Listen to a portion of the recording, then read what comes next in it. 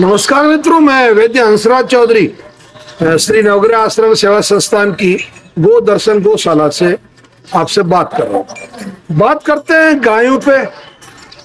गौ माता की जय बोलने से गौ माता का भला होने वाला नहीं है।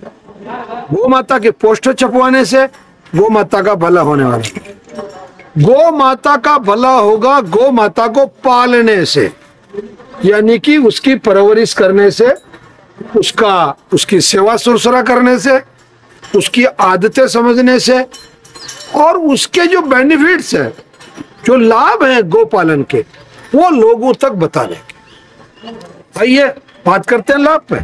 पहला, गाय का जो दूध है वो A2 मिल्क है। वो विज्ञान के परिभाषा में अगर मैं कहूं तो वो अमृत है। आप कहेंगे साहब फिर दूध भी दो तरह के होते हैं। हाँ साहब, बिल्कुल। A2 मिल्क का मतलब बकरी, भेड़, ऊंटनी और देसी गाय का जो दूध है। देसी गाय का मतलब आपकी ये जैसे गिर हो गई, थार पारकर हो गई, साहिवाल हो गई और डांगी हो गई, देवनी हो गई, या ये जो नारी हो गई, इस तरीके की जो ये आप नस्लें देख पा रहे हैं। तो श्री नवग्रह आश्रम सेवा संस्थान पर करीब नियर अबाउट 300 गायें हैं। तो पहला लाभ तो हुआ दूध का, यानी कि A2 जो मिल्क है वो। फिर इसका घी, A2 घी।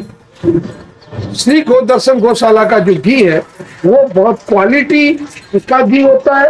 यहाँ की छाछ क्वालिटी की होती है, यहाँ का दूध क्वालिटी का होता है। और सबसे बड़ी बात है, गो पालन से भारत की जो पुरानी आर्थिक स्थिति उस जमाने में जो थी, एक दूरी थी, बैल मिल जाते थे और गाय दूध दे देती थी।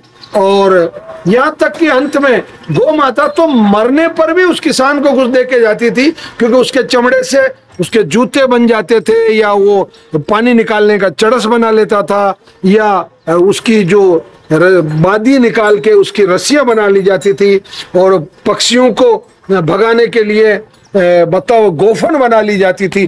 कई उसके भी बताओ उपयोग होते थे।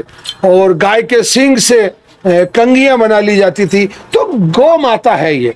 तो गाय का जो संवर्धन है या गाय का गोपालन जो है वो, मैं मेरी दृष्टि से ये बात कर रहा हूँ, और ये निश्चित रूप से एक वैदिक दृष्टि है, एक सनातन दृष्टि है कि गाय को जो व्यक्ति पालेगा, गाय उसको पाल लेगी, उसको कभी भी आर्थिक तंगी नहीं आएगी, उसके घर में कभी कोई ऐसी असहनीय बीमारी नहीं आएगी कि जिसका कोई इलाज ना हो सके।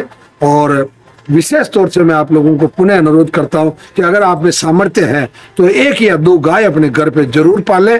और केवल गौ माता की जय बोलने से या नारे लगाने से गाय का उद्धार नहीं होगा। गाय का उद्धार गाय पालने से ही होगा। और ये जो जगह जगह जो गौशालाएं खुली है उनमें इतनी गायें पहुंच रही है, तो ये किसानों की गलती है। मैं गोपालकों को भी एक उलाहना देता हूं कि जब तक आप दूध पी रहे हैं अपने पास रख रहे हैं, और जब आपने दूध पी लिया उसका, आपने उसको छोड़ दिया, वो कई प्लास्टिक की थैलियां खा रही है और उसकी हालतें खराब हो रही है। तो नहीं, ऐसा मत कीजिए प्लीज।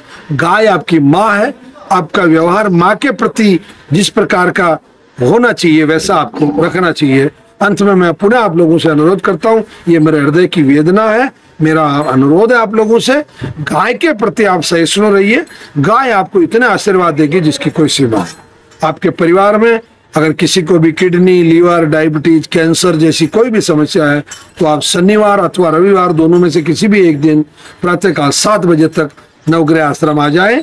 हम 8 बजे कैंसर की क्लास करते हैं और 11 बजे तक हम आपको औषधि देकर निवृत्त कर देते हैं। और ये वीडियो निश्चित रूप से आपको अच्छा लगा होगा। इसको लोगों को अधिक से अधिक शेयर करें।